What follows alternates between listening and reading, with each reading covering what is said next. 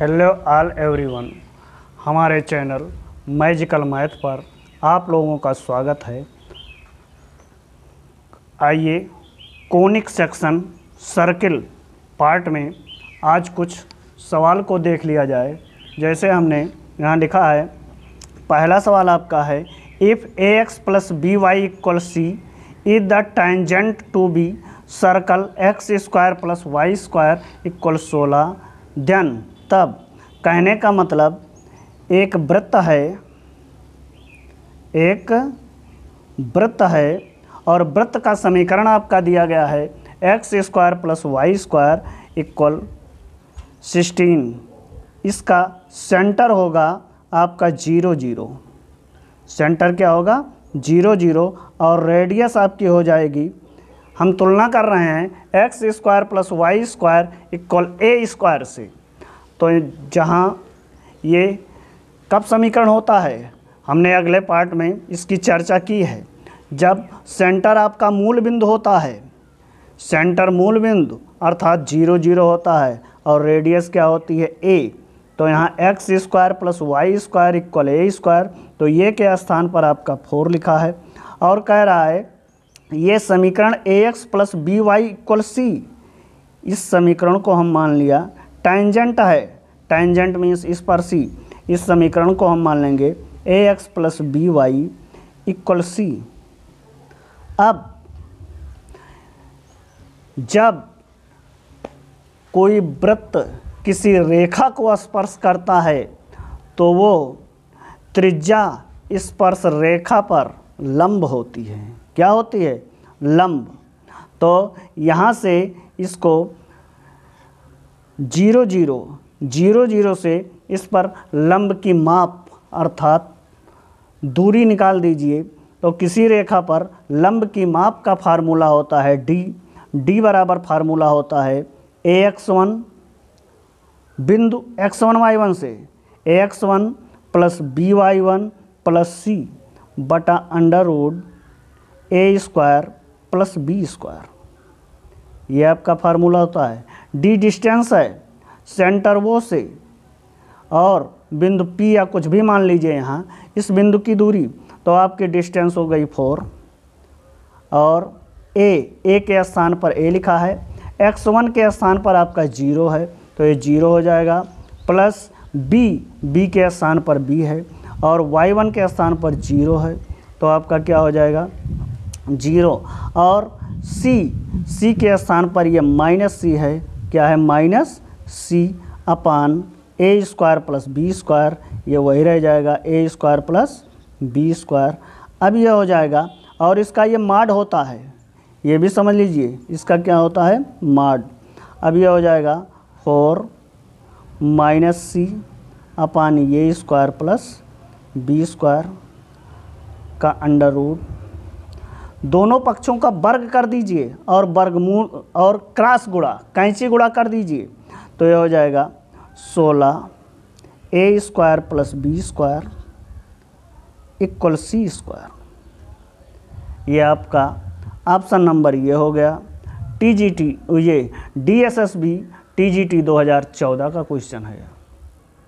अगला क्वेश्चन है, the area of circle centred at 1 2 and passing through 4 6। ऐसे circle का एरिया आपको ज्ञात करना है जिसका सेंटर आपका दिया गया है। हम फिगर ड्रा कर रहे हैं, आप लोग देखिए।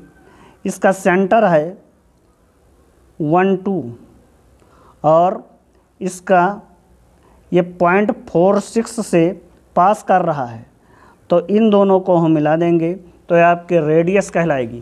क्या कहलाएगी?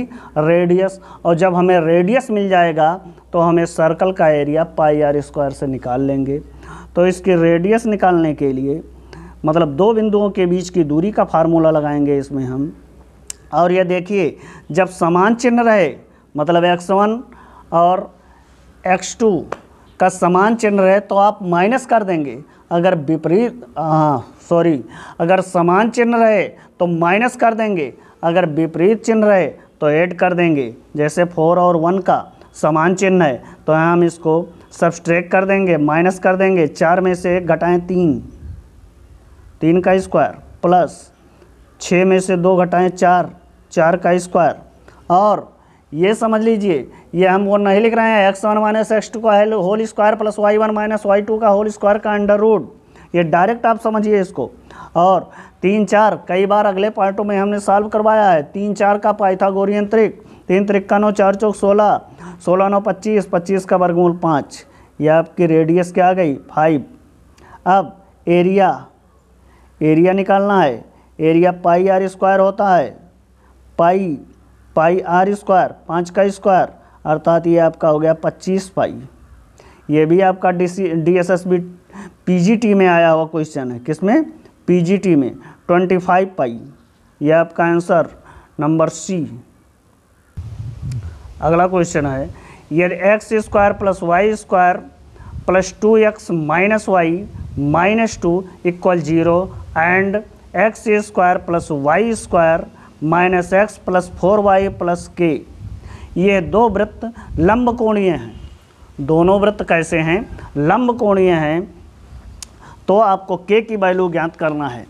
कल हमने अगले वाले पार्ट में आपको बताया है कि जब दो वृत्त लंब कोणीय होंगे तो क्या होगा, 2 कोष्ठक के अंदर G1 G2 plus F1 F2 equal C1 C2, ये कंडीशन हमने बताया है।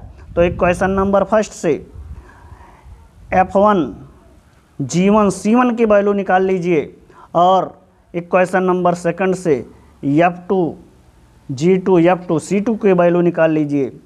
तो इक्वेशन नंबर फर्स्ट से हम निकाल रहे हैं G1 की वैल्यू। और G1 कैसे निकलता है? x के गुणांक का हाफ, तो x का गुणांक 2 है, 2 का गुणांक 1 हो जाएगा। F1 निकलता है y का गुणांक -1 और -1 का हाफ -हाफ, और C1 आपका -2। इसी प्रकार इक्वेशन सेकंड से G2 के वैल्यू हम निकालेंगे। x का गुणांक -हाफ, y का गुणांक 4 है, 4 का हाफ 2, और C2 इक्वल के हो जाएगा। अब कंडीशन लगा दीजिए लंब कोणीय की। तो लंब कोणीय की कंडीशन है 2G1 G2 plus F1 F2 equal C1 C2। तो 2G1 G2 इसका दोनों का इसलिए हमने नीचे ऊपर लिखा है कि डायरेक्ट मल्टीप्लाई हो जाए। तो इसका मल्टीप्लाई करेंगे -हाफ और इसका मल्टीप्लाई करेंगे -1, 1/2 और 1 का मल्टीप्लाई करेंगे -1। और ये C1 प्लस C2 है। क्या है? C1 प्लस C2 -2 प्लस के। अब ये हो जाएगा -हाफ -1 -3/2, और -3/2 को मल्टीप्लाई 2 से करेंगे तो क्या हो जाएगा -3 इक्वल हो जाएगा -2 प्लस के को इधर भेज देंगे। के इक्वल क्या आ गया -1, के इक्वल -1। ऑप्शन नंबर सी, ये आपका झारखंड PGT 2015 का सवाल है। अगला क्वेश्चन कह रहा है वक्र y स्क्वायर इक्वल x और x स्क्वायर इक्वल y के बिंदु 1 1 पर वक्रों के बीच का कोण निकालिए। तो हम यहाँ M1 और M2 निकालेंगे, और M1 M2 निकालने के लिए पहले समीकरण को हम डिफ्रेंशिएट करेंगे at the point x1 y1 पर, तो M1 आएगा। इसी प्रकार सेकंड को हम डिफ्रेंशिएट करेंगे at the point x1 y1 पर, वो M2 आएगा। उसके बाद tan थीटा की वैल्यू निकाल देंगे। तो equation first y square equal x, अब इसको डिफ्रेंशिएट करेंगे तो 2y dy by dx equal क्या हो जाएगा 1, अर्थात dy बाई dx इक्वल हो जाएगा 1/2y। अब M1 इक्वल वैल्यू रख दीजिए 1, तो यहाँ केवल y की वैल्यू रखना है, तो 1/2 हो जाएगा। इसी प्रकार x स्क्वायर इक्वल y, इसको डिफ्रेंशिएट करेंगे तो 2x equal d y by d x. अब m2 निकालने के लिए m2 x के स्थान पर 1 रख दीजिए, तो ये आपका क्या आ गया 2, क्या आ गया 2। अब tan theta formula tan theta बराबर m1 माइनस m2 अपान 1 प्लस m1 m2, इसका मॉड वैल्यू रख दीजिए। m1 की वैल्यू 1/2 माइनस 2 1 प्लस 1/2 इंटू 2। अब ये 2 से 2 आपका कैंसिल हो गया और 2 दूना 4 में से 1 गए 3/2 बटा ये क्या हो गया 2। अब ये क्या हो गया 3/4 tan थीटा इक्वल, तो थीटा इक्वल हो गया tan इनवर्स 3/4। यह आपका ऑप्शन हो गया ऑप्शन नंबर बी। टीजीटी 2003 का प्रश्न है ये। अगला क्वेश्चन देखिए, कहता है उस वृत्त का समीकरण क्या होगा जो वृत्त आपका एक वृत्त दिया गया है तथा वाई अक्ष को बाह्यता स्पर्श करता है। ये आपके ऑप्शन दिए गए हैं, तो हमने यहाँ फिगर बनाया है। इस वृत्त का हमें समीकरण ज्ञात करना है जिसका सेंटर हमने मान लिया है एच के, और जो ये वृत्त है इसको ये स्पर्श करता है और इस वृत्त का सेंटर -g -f होता है। यहाँ से हमने बताया है कि x के गुणांक का आधा और साइन चेंज, तो x के गुणांक 6 है -6 है, -6 का आधा -3 का साइन चेंज कर देंगे 3। इसी प्रकार y के गुणांक का आधा और साइन चेंज, तो ये आपका आ गया 3। अब यहाँ हम मान लेंगे कि माना वृत्त का केंद्र क्या है एच के, जो हमें वृत्त का समीकरण निकालना है। माना वृत्त का केंद्र एच के हो जाएगा, मान लिया हमने वृत्त का केंद्र एच के के। अब जब यह वृत्त इस वृत्त को स्पर्श करता है तो h बराबर r हो जाएगा, h बराबर r, और रेडियस हम यहाँ से निकालेंगे, और रेडियस निकालने का formula g² + f² minus c, g² + f² minus c। g² 3 त्रिक का 9 प्लस f² भी 3 है और 3 त्रिक का 9 और माइनस c -14, 9 9 18 में से 14 घटाएंगे 4 का वर्गमूल 2, आपका रेडियस आ गया 2। अब यह बाह्यता स्पर्श करता है, तो हमने अगले दिन बताया है फार्मूले में C1 C2 अगर बाह्यता स्पर्श करता है, बाह्यता स्पर्श, इसके लिए हमने बताया है C1 C2 equal R1 + R2। हाँ, यहाँ याद आ गया हमें, लास्ट में हमने अंतः स्पर्श में थोड़ा सा गलत बता दिया था, उसको आप लोग सुधार कर लीजिएगा। उसमें हमने बताया था कि C1 C2 less than R1 minus R2, जबकि C1 C2 equal R1 minus R2। विशेष ध्यान दीजिएगा, वहाँ से थोड़ी सी हमसे गलती हो गई थी, वहाँ पर उसको सुधार कर लीजिएगा आप लोग। यहाँ देखिए C1 C2 मतलब दोनों केंद्रों के बीच की दूरी, तो केंद्रों के बीच की दूरी वही डिस्टेंस फार्मूला लगा दीजिए, h - 3 whole square plus k - 3 whole square upon R1, तो R1 क्या हो जाएगा h, R1 क्या हो जाएगा h + 2।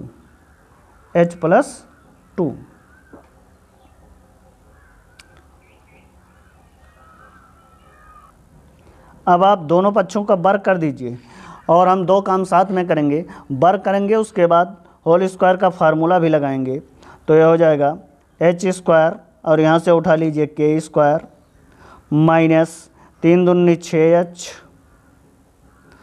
माइनस 6k 3 त्रिक 9 प्लस 9 इक्वल, यहाँ लगा दीजिए whole square formula h square plus 4h plus 4, h square से h स्क्वायर आपका कैंसिल हो गया, k स्क्वायर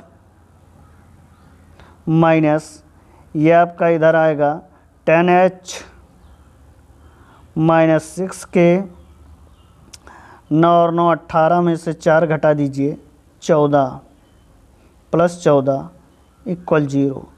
अब एच के स्थान पर x और के स्थान पर y पुट कर दीजिए, तो ये आपका हो जाएगा y square minus 10x minus 6y plus 14 equal 0। ये आपका देखिए कौन सा ऑप्शन आ रहा है, option number D. Option number D आपका सही है। ये टीजीटी 2003 का प्रश्न है।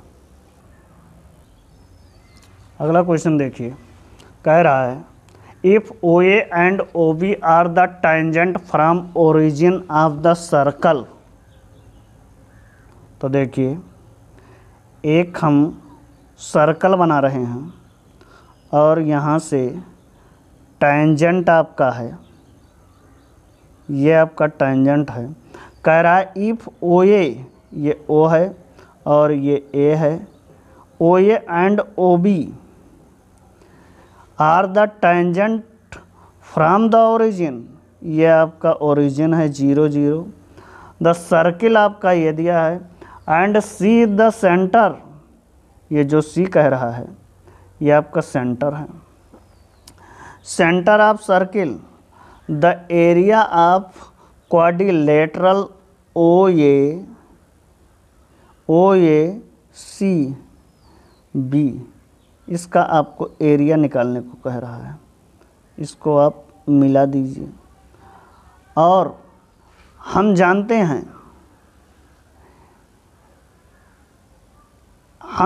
हैं कि अगर वृत्त के किसी बाह्य बिंदु से यदि 2 टेंजेंट ड्रा किए जाएं तो दोनों टेंजेंट इक्वल होते हैं। कहने का मतलब ओ ए बराबर ओ बी होगा, ओ ए बराबर ओ बी होगा। और इस ट्रायंगल का एरिया और इस ट्रायंगल का एरिया भी आपका इक्वल होगा। क्या होगा? इक्वल होगा। यदि हम एक ट्रायंगल का एरिया निकाल दें और उसका डबल कर दें तो आपका क्वाड्रिलेटरल का एरिया निकल आएगा। अब और ये भी जानते हैं कि ये 90 अंश का होता है, 90 डिग्री का होता है। अब ये आपका हो गया समकोण त्रिभुज। तो समकोण त्रिभुज के क्षेत्रफल का फार्मूला है आधार 1/2 आधार गुणे ऊंचाई। और आधार क्या है, ये आप मान लीजिए आधार इसको, और इसको लंब मान लीजिए या ऊंचाई। तो ये रेडियस है। और रेडियस हम कैसे निकालेंगे? ये जनरल फार्मूला है आपका सर्कल का। तो ये होता है g square plus f square minus c, ये आपका रेडियस आ गया। और ये लेंथ कैसे निकलेगा? एल इक्वल हमने बताया है, देखिए एल निकालने के लिए एल इक्वल बताया था हमने S1 रूट S1, और S क्या है? सर्किल की इक्वेशन है। यहाँ हम 0 एक्स स्क्वायर के स्थान पर 0 रखेंगे, वाई स्क्वायर के स्थान पर 0 प्लस 2gx है, ये भी 0 हो जाएगा, 2fy ये भी 0 हो जाएगा, प्लस c। तो इस प्रकार आपका आ गया L इक्वल रूट सी। अब ट्रायंगल OAC का क्षेत्रफल, ट्रायंगल OAC का क्षेत्रफल हो जाएगा 1/2 root c root g square plus f square minus c, ये हो गया। अब क्वाड्रिलेटरल OACB का क्षेत्रफल, एरिया, इसका क्षेत्रफल आपका हो जाएगा ट्वाइस ऑफ ट्रायंगल OAC, तो ट्वाइस ऑफ ट्रायंगल OAC का हाफ रूट सी, इसको हम दोनों को साथ में लिख रहे हैं c square plus f square minus c. इस प्रकार 2 2 कैंसिल हो गया और ये हो गया c g square plus f square minus c इसका रूट, और ये आपको ऑप्शन नंबर बी में दिखाई दे रहा है। और ये आपका आया था TGT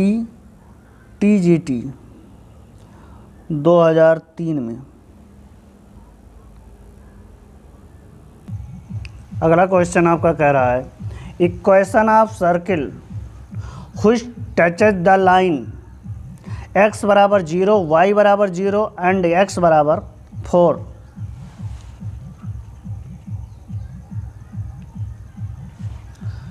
अब ये देखिए, इसका हम एक फिगर बना रहे हैं। ये कह रहा है x बराबर 0, ये लाइन आपकी हो गई y अक्ष की, y अक्ष पर x बराबर 0, और फिर y बराबर 0 कह रहा है, ये लाइन आपकी हो गई y बराबर 0, और कह रहा है x बराबर 4, 1 2 3 4, यहाँ मान लीजिए x बराबर 4। अब इसको ऐसा बना दीजिए, ये आपकी लाइन हो गई x बराबर 4, ये x बराबर 4। तो यहाँ से देखिए ये x बराबर 4 हो गया, ये यहाँ से यहाँ तक ये आपका सेंटर का क्या कहलाएगा, व्यास, क्या कहलाएगा, ये आपका व्यास हो गया, और यही आपका 4 है, तो ये सेंटर आपका हो जाएगा 2, और ये भी आपका हो जाएगा 2।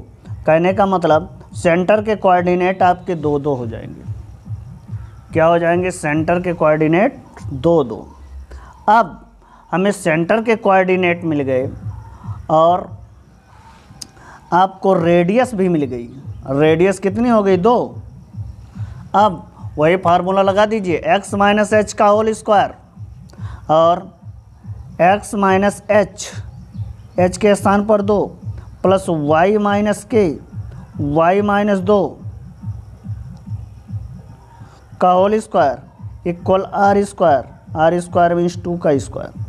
अब ये इसी को सॉल्व कर दीजिए तो क्या हो जाएगा, x स्क्वायर यहाँ से, y स्क्वायर यहाँ से, माइनस 2x 2ab, तो 4x माइनस 4y, 2 दूना 4 यहाँ से, 4 यहाँ से, और 1 4 से 1 4 कट जाएगा आपका, प्लस 4 इक्वल 0। ये डायरेक्ट थोड़ा सा हमने डायरेक्ट किया है।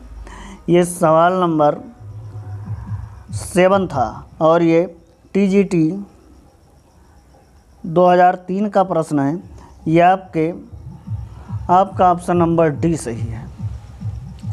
इसी प्रकार सेम टू सेम इसी प्रकार एक क्वेश्चन और आया था राजस्थान TGT 15 में, और यहाँ यही दिया था इक्वेशन ऑफ सर्कल, ध्यान दीजिए, equation of circle which touches the line x बराबर 0, y बराबर 0 एंड x बराबर c।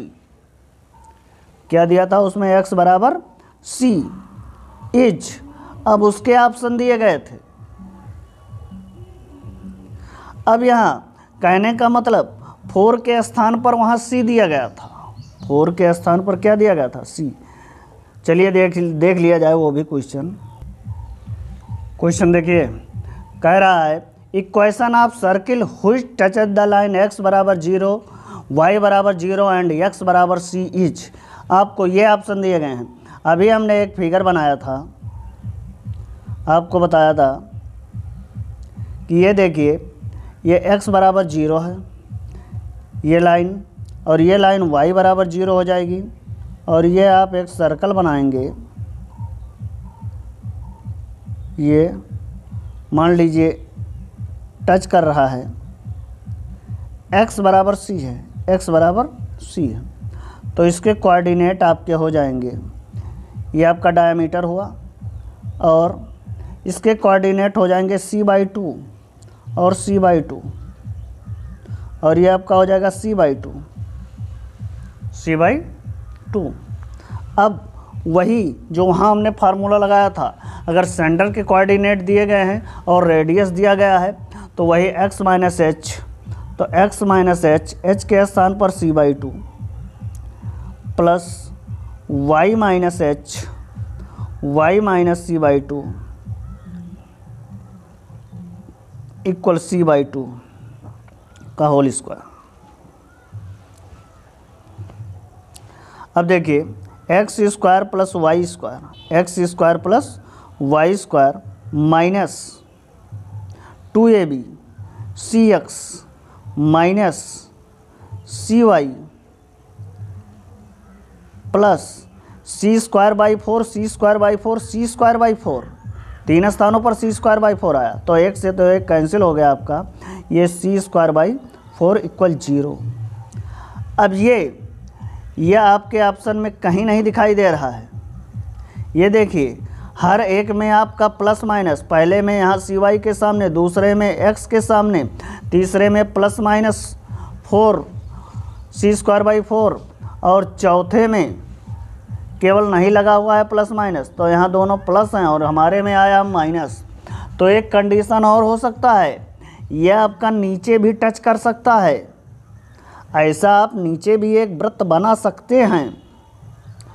तो ये किसमें डिफरेंस आएगा, किसमें डिफरेंस आ सकता है, केवल y में आएगा। ये नीचे आएगा तो y में आएगा, इसलिए इसको हम क्या कहेंगे, प्लस माइनस। ध्यान दीजिए यहाँ इसमें क्या आ जाएगा, केवल प्लस माइनस। तो किस में प्लस माइनस आएगा, cy में, और cy में आप देख लीजिए कहाँ प्लस माइनस है, आपका ऑप्शन नंबर फर्स्ट सही है। क्या सही है, फर्स्ट। ये राजस्थान TGT 2015 का क्वेश्चन था। अगला क्वेश्चन आप लोग देखिए, दो समीकरण दिए गए हैं जहां एक नियतांक है, तब वक्र का परिमित समीकरण अर्थात पैरामीट्रिक इक्वेशन ज्ञात करने को कह रहा है। क्या ज्ञात करने को कह रहा है, पैरामीट्रिक इक्वेशन। तो पैरामीट्रिक इक्वेशन ज्ञात करने के लिए अब हम ऑप्शन में देख रहे हैं, तो ऑप्शन में x² y² लिखा है। क्या लिखा है, x² y², तो x² y² लिखा है, तो हम यहाँ दोनों का वर्ग कर देंगे, दोनों का क्या कर देंगे, स्क्वायर कर देंगे, और स्क्वायर करके ऐड कर लेंगे। अब दो तरीके से आप वर्ग कर सकते हैं, या तो a को इधर करके तब वर्ग कीजिए, या तो आप डायरेक्ट वर्ग कर दीजिए। देखिए x² प्लस y², तो इसका वर्ग करेंगे आप तो हो जाएगा 2a theta upon 1 plus theta square का स्क्वायर प्लस ये 1 minus theta square 1 plus theta square इसका होल स्क्वायर। अब ये नीचे आपका हो जाएगा 1 प्लस थीटा स्क्वायर का होल स्क्वायर, और यहाँ हो जाएगा 4a² थीटा स्क्वायर प्लस इसका स्क्वायर, ये स्क्वायर, और ये प्लस b², तो ये हो जाएगा a² theta power 4 minus 2a² theta square. इसको देखिए 2a² थीटा स्क्वायर, ये 4a² theta square minus 2a² theta square, बचेगा 2a² थीटा स्क्वायर। तो पहले आप ये स्क्वायर लिख लें plus a² theta power 4 plus 2a² theta square 1 plus theta square का स्क्वायर। अब इसको हम लिख सकते हैं, इसमें में से ये स्क्वायर हम कॉमन ले लें, तो ये स्क्वायर कॉमन लेंगे तो क्या बचेगा 1 plus theta power 4 plus 2 theta square 2 theta square. अब ये आपका बन जाएगा 1 प्लस थीटा स्क्वायर का whole square, 1 plus theta square का होल स्क्वायर। अब ये आपका ऊपर वाला भी वही बन जाएगा, ये square plus b square plus 2ab, तो 1 प्लस थीटा स्क्वायर का होल स्क्वायर और 1 प्लस थीटा स्क्वायर का होल स्क्वायर, ये आपका ये कैंसिल हो गया, क्या बचा ये स्क्वायर। कहने का मतलब x square plus y square equal ये स्क्वायर। ये ऑप्शन नंबर बी, ये टीजीटी 2003 का प्रश्न है। वाई अक्ष पर कटानता खंड 2 under root f square minus c, 2 under root f यहाँ से निकालेंगे, एफ वाई के गुणांक का आधा, तो -7/2 का स्क्वायर माइनस 12 सी। अब ये हो गया 2 49/4 माइनस 12, तो 12 चौक 48, 49 में से 48 घटाएंगे, ये आपका हो जाएगा 1/4, 1/4 का वर्गमूल 1/2, 1/2, 2 कैंसिल हो गया, आपका 1 आ गया। इस प्रकार वाई अक्ष पर कटानता खंड 1, यह आपका आया था टीजीटी 2003। अगला क्वेश्चन कह रहा है the centre of circle passing throw the point 0 0 a0।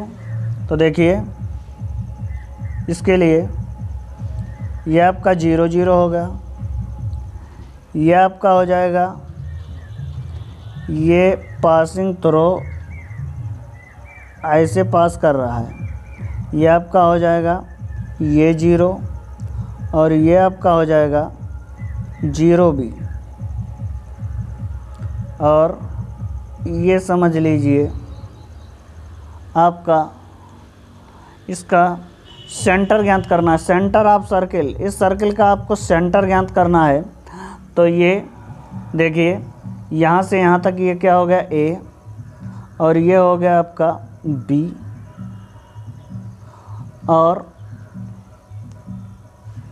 ये आपका हो जाएगा अंडर रूट ये स्क्वायर माइनस बी स्क्वायर। और जब ऐसे वृत्त रहते हैं तो ये आपका 90 डिग्री होता है, कितने डिग्री 90 डिग्री, और जब ये 90 डिग्री होता है तो ये आपका डायमीटर हो जाएगा, और जब ये डायमीटर हो जाएगा तो इसके कोऑर्डिनेट, सेंटर के कोऑर्डिनेट आपके हो जाएंगे ये डायमीटर के कोऑर्डिनेट के हाफ, डायमीटर के कोऑर्डिनेट के हाफ। तो दोनों को जोड़कर तो ये /2 और b/2, ये /2 और b/2 ये आपका हो जाएगा। इस प्रकार आपका आंसर करेक्ट हो गया।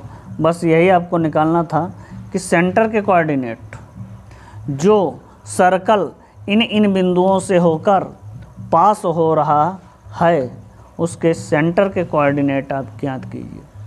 और एक बात और है, इसका और इसका वर्ग करेंगे, इसके वर्ग के बराबर आ जाएगा, तो भी आपका ये समझ लीजिए पाइथागोरस प्रमेय, पाइथागोरस प्रमेय जिस पर लागू होता है।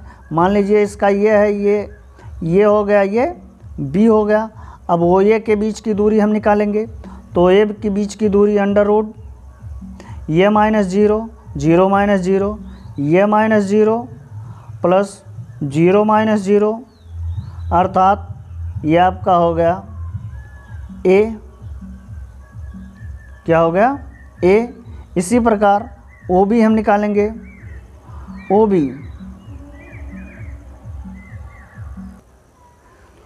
बी निकालेंगे तो ओ बी बराबर क्या हो जाएगा 0 -0 प्लस b -0 बराबर ये आपका हो जाएगा b। अब ए बी निकालेंगे तो ये भी आपका हो जाएगा a -0 प्लस 0 -b का होल स्क्वायर, यह आपका हो गया a square plus b square का रूट। अब देखिए O A square plus O B square equal अगर ये बी स्क्वायर आ रहा है तो यह आपका कंडीशन होल्ड कर रहा है, मतलब पाइथागोरस प्रमेय लंब वर्ग धन आधार वर्ग बराबर कर्ण वर्ग। ये तो हम जनरल वैसे बता रहे हैं, इसका कोई मतलब नहीं है, आपका तो क्वेश्चन सॉल्व हो गया पहले। ओ ए स्क्वायर तो ये आपका हो गया a square, O B square equal b square, और इसका square a square plus b square का अंडर रूट और इसका स्क्वायर करेंगे तो ये देखिए a square plus b square बराबर a square plus b square आपका आ गया, कंडीशन होल्ड कर गया। इसलिए आपका ये राइट एंगल ट्रायंगल है, ट्रायंगल ओ ए बी आपका राइट एंगल है, राइट एंगल ट्रायंगल। और राइट एंगल ट्रायंगल में हम जानते हैं कि ये आपके राइट एंगल ट्रायंगल हो गए तो ये आपका हो गया डायमीटर, और जब ये डायमीटर हो गया तो ये आपका हो गया रेडियस। हाफ कर दीजिए डायमीटर का, हाफ कर दीजिए रेडियस आ गया, समझ में आ रहा है। और इसी प्रकार हम आपके लिए क्वेश्चन लाते रहेंगे, और ये पूरा वीडियो देखने के लिए धन्यवाद।